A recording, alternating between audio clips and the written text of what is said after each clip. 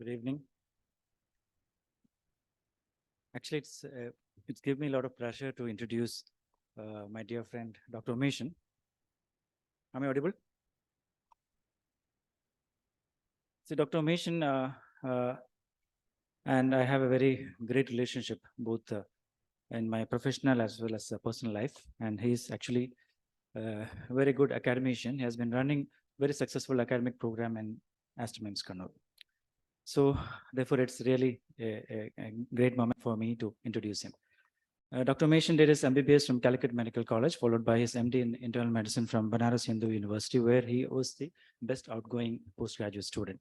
Subsequently, he pursued his interest in cardiology, where he got it from Sanjay Gandhi Institute of Medical Science, Lucknow. Thereafter, he had advanced training in interventional cardiology as well as device implantation from Australia. After specialization, he has worked as a consultant at various multi-specialty hospitals, including Madras Medical Mission, then NMC Abu Dhabi, Koili Hospital, and right now he's working at Aster Mims, Kannur. He's well-experienced in interventional cardiology with expertise in the field for more than 20 years, and he has got a lot of publications in various international journals. And today he's going to speak about approach to palpitation, which is a very common and complex problem. With this brief note, I introduce Dr. UMESAN for today's presentation. Thank you.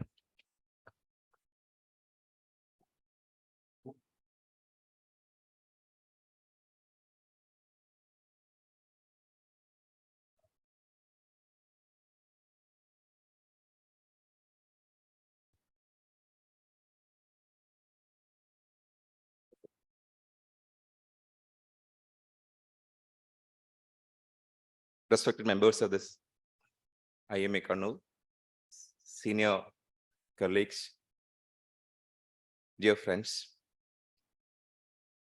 good evening to all.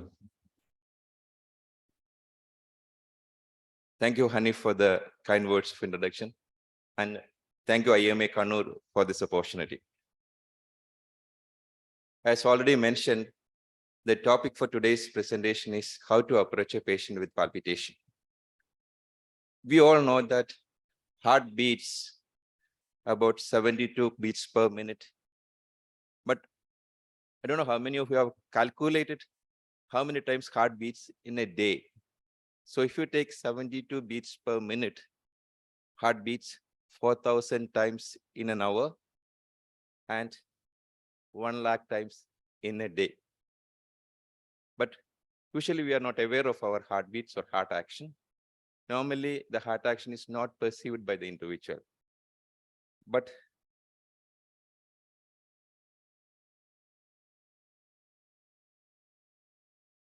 when it becomes uncomfortably aware of one's own heartbeats or unduly aware of one's own heartbeats, it is palpitation. So palpitation is defined as undue or uncomfortable awareness of heartbeat or heart action. As Hanif has mentioned, it is a very, very common problem. It was reported that 10% of the general populations can have palpitation at some time of their lives. And it is one of the most common reasons for medical consultation. About approximately 16% of the consultation in a general practice is because of palpitation. And it is the second most common symptom for which a primary care physician refers the patient to the cardiologist for further evaluation after the chest pain. Usually, palpitations are a benign condition. Most of the time, it doesn't cause much morbidity, but a word of caution, it could be an indicator of a life-threatening arrhythmias also. Palpitations generally, as I mentioned, it doesn't cause a very life-threatening issues, but it always worries the patients. And in many instances, a proper diagnosis cannot be made. So that way, no therapeutic intervention is also initiated. It's very frustrating both for the physician as well as the patients, and it significantly impairs the quality of the patient, quality of life to the patient. The palpitation does not mean it is heart disease. And not all patients with palpitation will have cardiac or arrhythmic cause. This is very important. The palpitation does not mean heart disease, and not all patients with palpitations will have cardiac or arrhythmic cause. Most of the time, the patient with the anxiety exhibit a lower threshold at which disorders of the heart and rhythm result in palpitation. But we cannot completely write it out that the palpitation is because of anxiety. I will come to that. As I already mentioned, all palpitations are not arrhythmias. And at the same time, another important thing is many arrhythmias do not palpitate. I'm sure that the senior members sitting here must have come across not many patients, especially the patients with the atrial fibrillation, persistent atrial fibrillation with the fast ventricular rate, because they are used to it. They may not be complaining anything. They will be coming and sitting without any complaints. When you examine them only, you will come to know that this patient is having high heart rate. So all palpitations are not arrhythmias, and many arrhythmias do not palpitate. So why this discussion today? Probably this is the message which I want to put it across. The principal goal in assessing patients with palpitation is to determine if the symptom is caused by a life-threatening arrhythmia. It is very rare only, very, very rare. Palpitations, if you take with the overall mortality because of the palpitation as a symptom is less than 1%, but sometimes it could be really catastrophic. What are the clinical scenarios in which a patient with palpitation can present? It could be subjective awareness of a normal heartbeat. It is common to see patients complaining of an heartbeat, though in sinus rhythm, though they're completely normal. They may complain that they are getting increased force or contraction. Some people may complain that they can hear their heartbeats when they are sleeping. Usually they are not due to any secondary cause. Most of the time, it is purely a physiological problem only. And sometimes especially after an intense exercise or emotional stress, there could be increased heart action. That also could be perceived as palpitation, but they are all very brief episodes. Some people call it as physiological palpitation. Other important cause of palpitation is ectopic beats. Slowly, this term is not used now. The term is extrasystoles. It could be either atrial extrasystole or it could be ventricular systole. The patients with the ectopic beats or extrasystole, they will complain that they feel like some beat is missed. Sometimes there is a gap. They can feel a forceful contraction. What happens is that when there is an extra systole, that is not perceived of the patient, but there will be a compensatory pause following the extra systole, and the beat next follows with that extra systole will be very forceful because the stroke volume will be more. So that will be perceived by the patient as a thumping sensation or forceful sensation after a gap. Other common presentation is sustained palpitation, which lasts for a longer time. Sustained palpitations can be regular palpitations or irregular palpitation. The commonest cause of sustained palpitation is sinus tachycardia. But the sinus tachycardia, the important thing is that the onset and offset. Sinus tachycardia usually have a warm-up period. It will be gradually in onset and it slows down also. But other palpitations, they are having a rapid onset. Rapid regular palpitations usually are indication of a supraventricular tachycardia. Ventricular tachycardia can also cause palpitation, but usually rather than palpitation, they can have more severe symptoms like syncope or breathlessness or sudden cardiac death. The rapid irregular palpitation is usually because of the atrial fibrillation. And this is now another common presentation in our clinical practice. The patient will complain and say that I have some devices at my home. Now it's a common household, this thing, our pulse oximeter after this COVID. So the patient will complain and say that I felt some uneasiness and I put my pulse oximeter and it is showing high heart rate. Or they may compare their heart rate with their friends or relatives and they may find that my heart is beating faster or my heart is beating slower. So many heart rate devices are available. Now, I'm sure that in future, this will be a common problem. So many things are there: pulse oximeter, smart watches, mobile phones. the fitness track devices. All this complain, and they may pester you. They will say that sorry, even if whatever you say that my device is showing this, and most of the people will have this device at home. And even I have seen patients, and they are not patients basically, those who are staying alone with wife and husband. In the night, if something happens, they will put this one in, and they will see that their heart is beating fast. So this is another way the patients with the palpitations presents. So what are the mechanism of palpitation? There are three mechanisms of palpitation. One thing, it could be change in the rate of palpitation. Normally the resting heart beats at the rate of 60 to 100 per minute. If there is an increase in the heart rate, it could be felt as palpitation. The common cause is sinus tachycardia and PSVT and VT.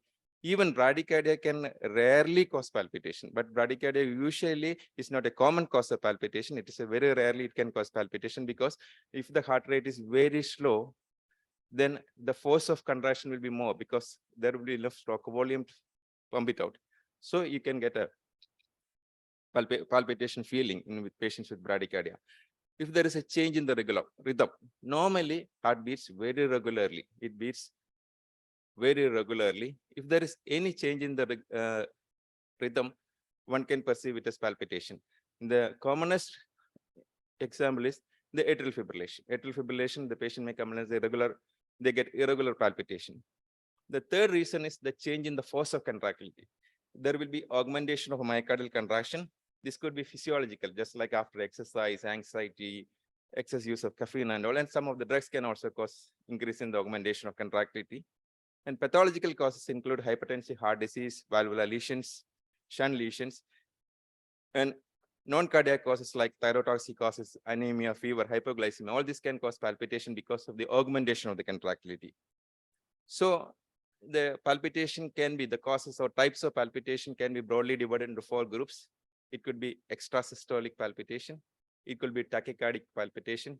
It could be anxiety-related palpitation. And finally, it will be pulsation palpitation. Pulsation palpitation is patients who are having valvular regurgitations or shunt lesions.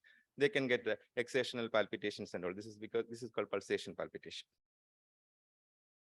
Coming to the causes of palpitation, as I already mentioned in the beginning, if it's the palpitations, that doesn't mean it's cardiac disease. There are many causes of palpitation. This is a study by Weber and Kapoor in 190 patients at a university medical center. They found that the palpitation occur in the cardiac cause. They could find only in 43% of the patients with palpitations. That means less than half of the patients with palpitation can have cardiac cause. And out of the cardiac causes, majority had cardiac arrhythmia and very few had structural heart disease. And 1/3 of patients had psychosomatic disorders, and 10% had miscellaneous conditions like anemia, thyrotoxicosis, other systemic diseases. And one important point is, in their study, in 16% of the patients, no cause could be identified, despite all investigative measures, just which I will come soon, like even after in the ILR, internal loop recorder, they couldn't find any cause. So in 16% of the patients, the cause could not be identified. So coming to the cardiac causes, as I mentioned, cardiac arrhythmias are one of the most common causes of palpitations. Any arrhythmias can cause, any change in the rhythm can cause palpitation. This could be a benign ectopics. It could be paroxysmal atrial fibrillation, paroxysmal supraventricular tachycardia, sinus tachycardia, premature ventricular contractions, and ventricular tachycardia. The structural heart disease per se can cause palpitations. This include usually the mitral valve regurgitations and some of the congenital heart disease, patients with the prosthetic valves. All this can cause palpitation, but in their series, only 3% of the patients had a structurally abnormal heart, and all others were having only arrhythmia with a normal heart.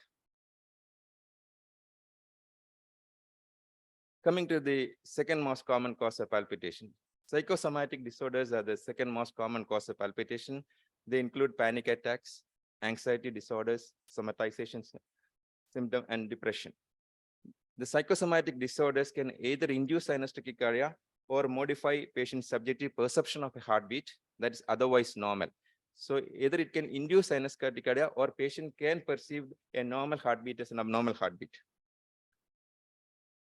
Usually patients with psychiatric causes of palpitations commonly report a longer duration of symptoms. They have multiple symptoms. They will have multitude of symptoms. They will have so many other symptoms also. They're usually younger. Bear with me there. Most of them are females.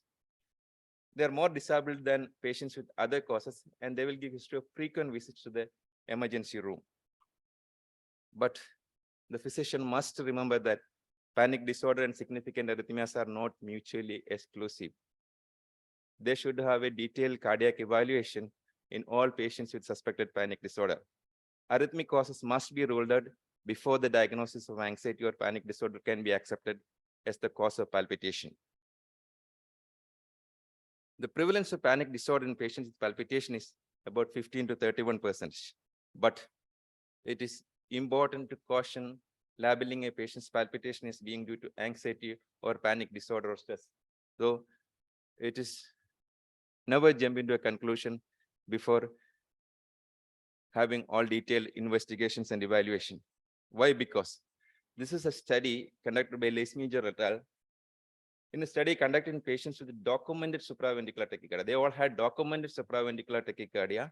It was found that 2/3 of these patients are previously wrongly diagnosed as suffering from panic attack disorder, and that diagnosed psychosomatic disease could be cured by catheter ablation in most of the patients. So these patients, about 2/3 of these patients were wrongly diagnosed as suffering from panic attacks. And the time delay until arrhythmia diagnosis is 3.3 years. So I'm not saying that all patients, they are having significant supraventricular tachycardia or arrhythmic disorder, but the message what I want to put across is that before labeling is a psychosomatic disorder, or at least caution them that, okay, all this is because of the anxiety, but we will follow you up. We'll keep you under follow-up. Other causes of palpitations include drugs, especially alcohol, amphetamines, caffeine, cardiac glycosides, cocaine, and metabolic causes like hyperthyroidism, hypoglycemia, pheochromocytoma, and high cardiac states like anemia, AV fistula, beriberi fever, and hyperventilation. All these are some other causes of palpitations. So basically, the major causes because of the cardiac, less than 50% of the patients. One third can have psychosomatic disorder. Miscellaneous causes can be in other patients, and in a significant portion, probably one cannot reach a diagnosis. That is the very difficult situation. So how to approach a patient with palpitation? In all cases, it is the history is the most important thing, because many of these patients will not have any other thing. It's basically from the history only you can make out the diagnosis. So when you take a history, I will go through it fast, because the major points one has to concentrate is how is the palpitation, its onset and offset. Is it gradual or sudden onset? Gradual onset and offset over minutes or longer periods of time may suggest a sinus tachycardia. It's sort of a warm-up period and it slows down. But sudden onset usually suggests it's a supraventricular tachycardia. As I already mentioned, ventricular tachycardia can also is a sudden onset only, but more than palpitation, they will have other symptoms like syncope or breathlessness or sudden cardiac death. Is palpitation continuous or intermittent? Intermittent palpitations are usually caused by ectopic beats. And if the patient is having a continuous palpitation, is it a regular palpitation or irregular palpitation? Regular palpitation, it suggests supraventricular tachycardia, and irregular palpitation is usually atrial arrhythmia. What is the approximate heart rate? As I told that there are some heart devices now, people may say that, okay, my heart rate is like that. Usually, if the heart rate is more than 120, 130, it shows that there is could be some abnormality, because normally sinus heart rate, it can go, especially in younger individuals, it can go even faster. But normally heart rates more than 120, it needs some attention. And how do attacks terminate? In some of the supraventricular tachycardias, the attacks get terminated by the vagal maneuvers, like vomiting, or some vagal maneuvers can terminate the tachycardia. Are there an associated symptom? This is a very, very, very important point one has to take in the history. Are there an associated symptom? A simple palpitation, okay. But if the palpitation is associated with chest pain, dyspnea, syncope, or other symptoms, that shows that there could be some significant reason for palpitation. If the patient is complaining of chest pain associated palpitation, it could be part of an myocardial infarction. The dyspnea could be because of the arrhythmias. Syncope could be syncope. If the patient with palpitation is complaining of syncope, that could be an indicator of a life-threatening arrhythmia. And extracardiac cause, like if the patient is having diarrhea, it could be a pointer to the thyrotoxicosis, just like that. Are there any precipitating factors like exercise, stress, alcohol intake, drugs? Is there a history of, this is another important thing. Is there a history of structural heart disease? If the patient had already a myocardial infarction, or if the patient has got valvular heart disease or cardiac surgery, this type of patient, when they come with present of palpitation, one has to take it seriously. Is there any family history of similar complaints, syncope, or sudden cardiac death? This is the third important point one has to take into consideration. If the patient associated symptoms, if the patient has got a history of heart disease, or if the family, they have family history of syncope or sudden cardiac death, these are all the significant pointers towards the lethality of this problem. Does the patient with palpitation have cardiac arrhythmia? What are the points in the history one can the points in the history should prompt one to look for cardiac arrhythmia, sir. If the age is more than 60 years, if the patient is having regular palpitations affected by sleep, regular pounding sensation in the neck or visible neck pulsation or associated symptoms like pallor or diaphoresis, this suggests that this could be because of arrhythmia. And when palpitation should be taken seriously, if the palpitation is occurring at extremes of age, if they have associated symptoms of syncope, near syncope, chest pain or dyspnea, history of cardiac diseases, and family history of similar complaints, syncope or sudden cardiac death. This, if there are histories suggestive of all these things, this palpitation should be taken seriously. Physical examination, usually these patients comes in when most of the time when they present to the clinician, they will not be having any palpitation. They will be presenting in the symptomatic period. Physical examination may not yield anything, but one has to look for any evidence of heart disease. If there is any significant murmur, if there is any past history of any heart surgery or valvular lesions, rheumatic heart disease, things like that. And one also should look for the extracardiac, like is there any evidence of hypothyroidism, anemia, things like that. Investigations. A resting 12-hour ECG is appropriate in all patients with palpitation. I will talk about the ECG in detail. 2D echo, though we generally do echo in all the patients with palpitation, but the 2D echo is only required in patients who are clinically having an evidence of heart disease, or they had any past history of myocardial infarction or things like that. Exercise stress test is indicated if the arrhythmia is precipitated by exertion, or if the patient is having any chest pain associated with consumption, and if you're suspecting ischemia. Ambulatory ECG monitoring is the other modality, and electrophysiological study in some selected patients. So, a resting 12-lead ECG.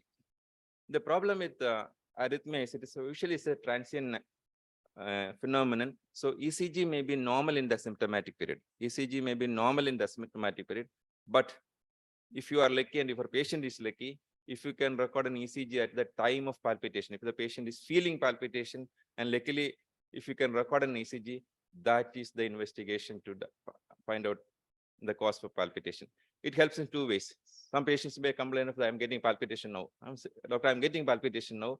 When you are examining the heart rate may not be high, you do the ECG, still patient will complain that, no, I am getting palpitation. Then you can almost make sure that this palpitation is not because of the rhythm disturbances or because of the cardiac increase in the heart rate or whatever it is.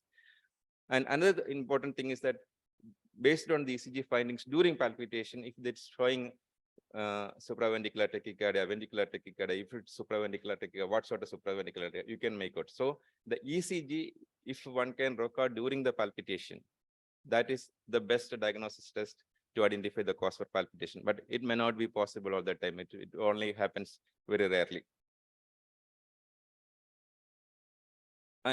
But all said and done, and sinus rhythm ECG, sometimes you can give a pointer to the arrhythmic mechanism, and it may warrant further investigations. I will take you through some of the ECGs. These are the sinus rhythm ECG markers of the arrhythmia. You all must have heard of WPW syndrome, Brugada syndrome, long QT syndrome, frequent VPCs. I will go through. I will show you some of the examples. Can anybody? I don't know whether it is clear or not. Actually, this is young boy, he's not young, he's studying in, I think he's a graduate student in Srinaran SN College. He came with complaints of palpitation. He had a complaints of palpitation. This was his resting ECG. Anybody?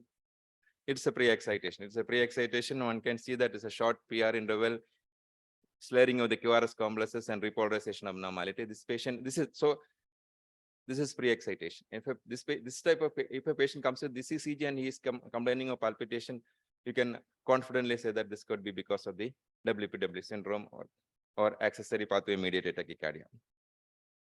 This is an elderly patient, about 70, 75. He's hypertensive, diabetic. He had a history of CVA, but he recovered completely. Now he complains. So he had 2-3 episodes of palpitation. Is any pointers? At least we cannot completely conclude that this is the reason, but this ECG shows left ventricular hypertrophy, very evident, left atrial enlargement, and there is a PAC also. There is a premature atrial complex. So most likely, this elderly man who has hypertension, diabetes, all the CVA, could be this palpitation could be because of atrial fibrillation.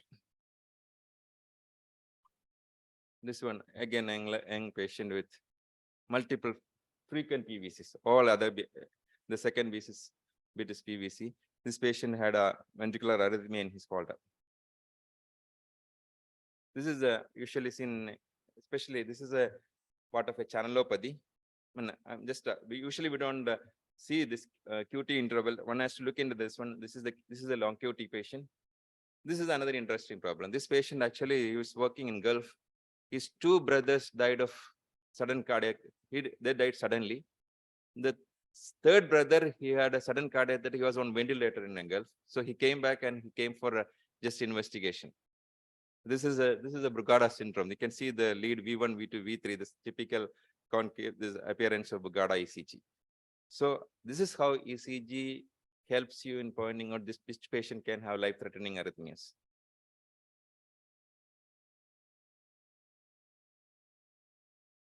This is again, this is not very common. This is arrhythmogenic right ventricular dysplasia. They typically is epsilon waves in V1. And this one, this ECG, this I will come to this patient at the end of this, if time permits, at the end of this session. This shows this patient had an MI. He had an angioplasty with us about a year back. He had a history of palpitation. You can see that there are pathological Q waves. See V1, V2, V3, V4, there are Q waves because they had an old MI. A patient who had an old MI with palpitation, definitely you should take it very seriously because it could be significant pointer of a significant ventricular arrhythmia. So as I told you, ECG may not be very much useful because most of the time this patient comes asymptomatic and sinus ECG could be normal. In that case, there are other gadgets which we can do is the continuous ECG monitoring. The common one is in a Holter report, loop recorders, and mobile cardiac outpatient laboratory. These are the different cardiac event monitors. You have Holter, you have event recorders, you have patch recorders, and finally implantable loop cardiac recorder. This is all of us are familiar with. This is Holter. This is named after Norman Jeffries Holter. This is the original Holter machine. You can see that picture. The patient is carrying the Holter in the back. Now you can see that how it has been. Nowadays the Holter is just like a few electrodes and it's connected to a device. So this is very useful, but only thing is that if the patient is not getting frequent problem, this may not show anything. The yield may not be good. But if the person is getting a frequent palpitation, like almost daily, this will be giving good result. This is it's a 42-year-old lady. She complained of palpitation. This is how a Holter report comes. This is just to show you how the Holter report. This is basically the Holter we connect and it be read by the system only. And because of all this AI based, they will give a reports like that. How many beats, what is the minimum heart rate, what is the maximum heart rate, how much VPCs, what percentage of VPCs like that. I don't think this is very clearly readable there. So this patient actually came with the complaints of palpitations.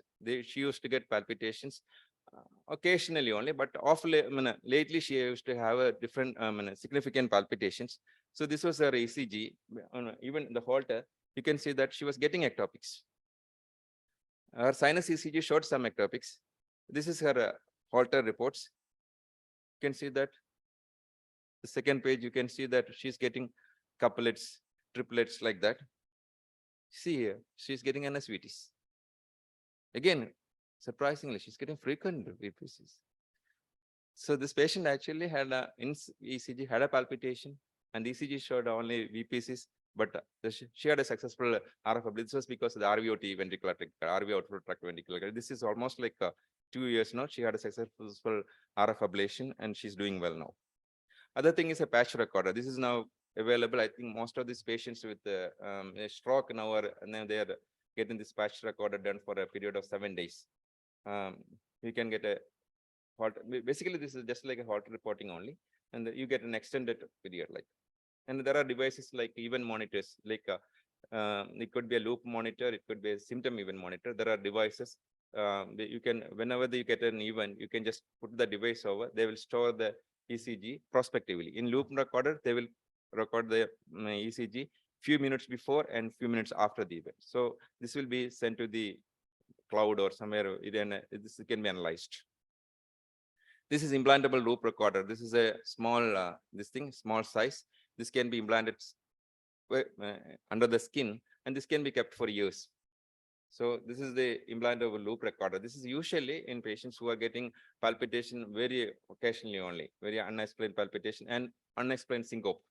This could be another thing.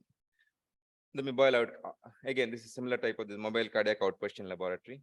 And electrophysiological studies indicated only in few patients who are having structural heart disease and who are having symptomatic palpitations with syncope and anything. Electrophysiology. This is the electrophysiological study. There are different catheters put into that one.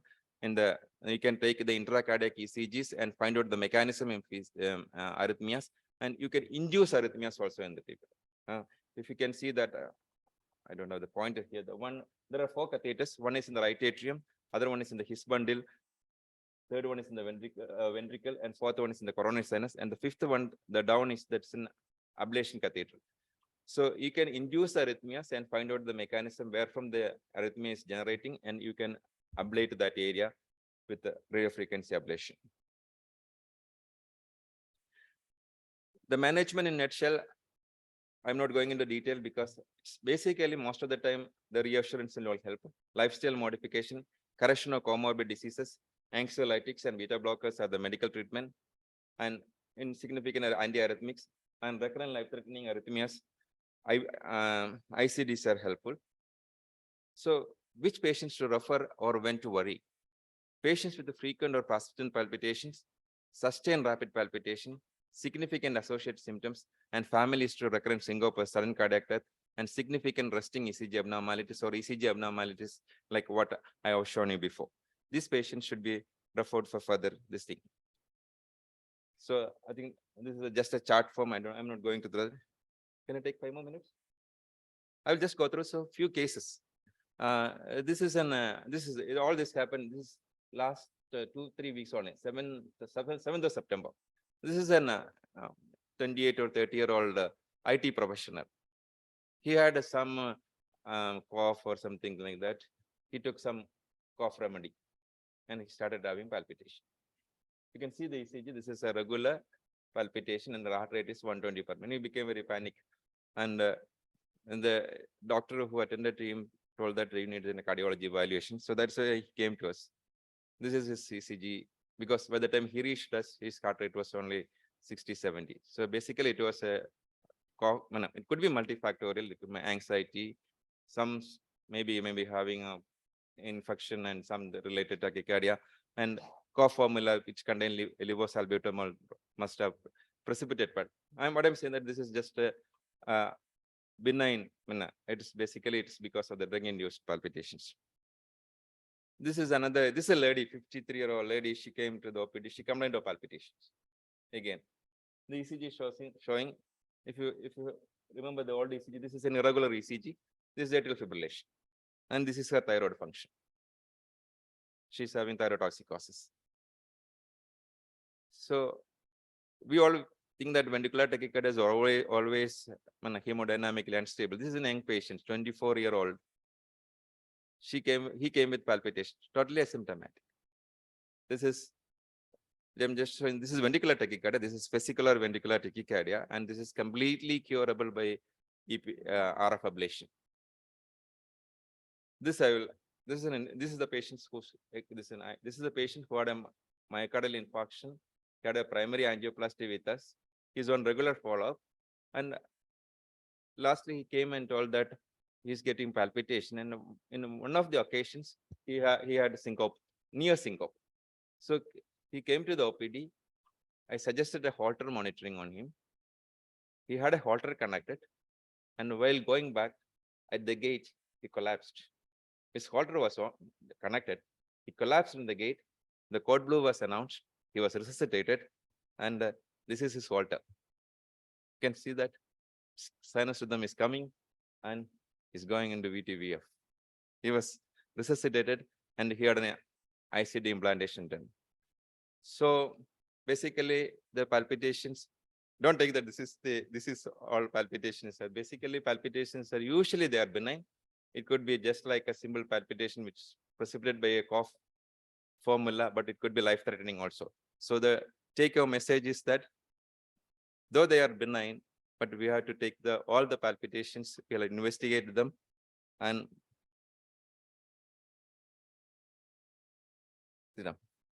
tomorrow is World Heart Day, September 29. The theme for today, this time's World Heart Days, use heart, know your heart. So it's a reminder call for every one of us to take care of our hearts. The theme emphasizes the crucial process of getting to know one's own heart first, because one can only love and protect what they are aware of. I think no more palpitations. I will stop here.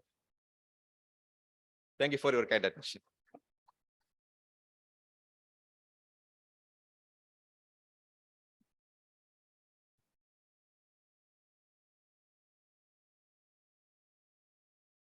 Thank you, Dr. UMESAN, for the excellent and wonderful presentation on palpitation. The topic is open for discussion.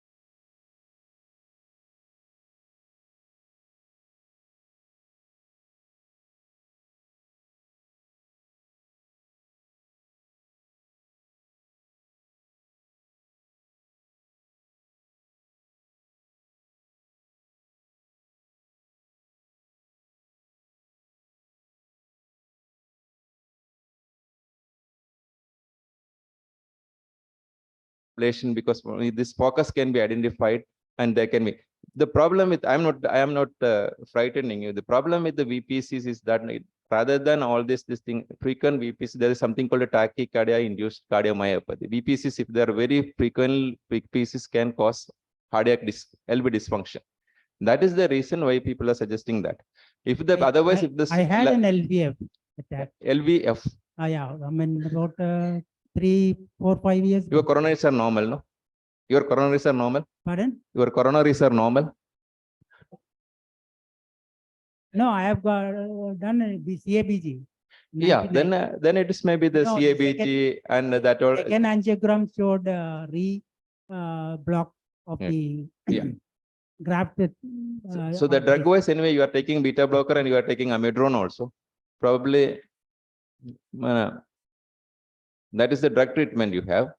And then it all depends on, as I told, that the LV function and how much is your when the VPC's burden and all. That will be the deciding factor for further management.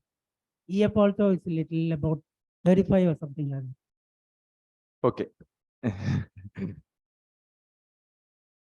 Thank you, Doctor. Okay.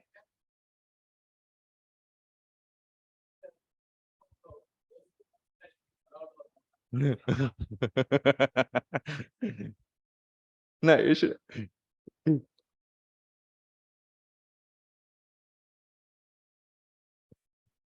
So one of the important point we have to stress is we should have to train the medical officers or the primary care physicians regarding these arrhythmias and emergency management of that is lacking. If the patient is in your settings, it was a wonderful experience that you had facilitated because you do have enough facilities. But if it is happening even in the district hospital, you will not work. Yeah. So I think we should have to plan some programs for medical officers or the first responders to act with, especially including arrhythmia. Yeah, basically my talk is today is on palpitation. So don't the palpitations like life-threatening arrhythmias are very rare only. But syncope, palpitation with syncope is the one. But it should not be only for the medical officers. It should be at the society level. It should be because most of these patients, we have seen that this post-MI patients out of hospital cardiac arrest. Out of hospital cardiac arrest means the mortality is very, very, very high. The only way to at least prevent them is we'll have to train at the society level how to have this cardiopulmonary resuscitation. And even we have AEDs in railway stations and shopping malls, but I don't know who knows where it is. And whether to open that, I don't know where that hammer or whatever they have kept, where it is. Because that is another thing. So you should have an AED in places like, but we have I saw that AED in railway station, but in one of the platforms. But I don't know how many of, if you have something in the 4th platform, who will be going and running and taking the AED and all.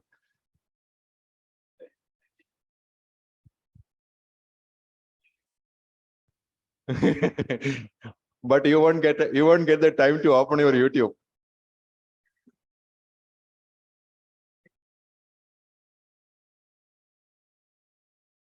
But all said and done, that's a very, very different situations. Like if a patient get collapses, even in the inside the hospital also, it is not like that. What you say that okay, one person do it, but it will not be like that. It won't be like a systematic way people are doing it. It will be like a panic situation.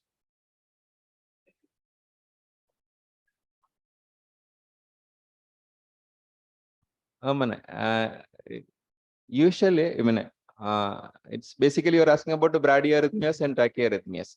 Bradyarrhythmia. Yeah, that is usually because of the tachycardic palpitations, like supraventricular tachycardia, and then other one is usually probably the slow means, or it is normal. This would be ectopic beats only. And bradycardia can also cause palpitation because of the, you know that it's a cardiac output is stroke volume into heart rate. If the heart rate is low, the stroke volume will be more. It will be the force of contractility will be more. So you can feel all these beatings. You can perceive as forceful beat, and you can, that is a slow palpitation. But the bradycardias usually they produce like a dizziness, low syncope, things like that.